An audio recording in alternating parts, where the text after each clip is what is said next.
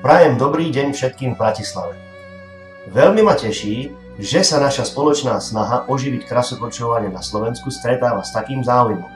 Hoci na diaľku, ale rád ďakujem mestskej časti Nové Mesto, že našla možnosti na dnešný deň otvorených dverí na štadióne Ondreja Nepelu a že sa možno aj medzi vami nájdú talenty, ktoré časom prinavrátia krásnu tradíciu úspechov slovenskému krasokorčuľovaniu.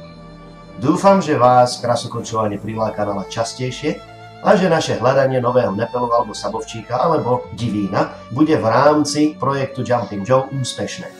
Už sa teším na stretnutie s novými talentami slovenského krasokorčuľovania a držím vám všetkým palce. Váš Jozef Sabovčík, Jumping Joe.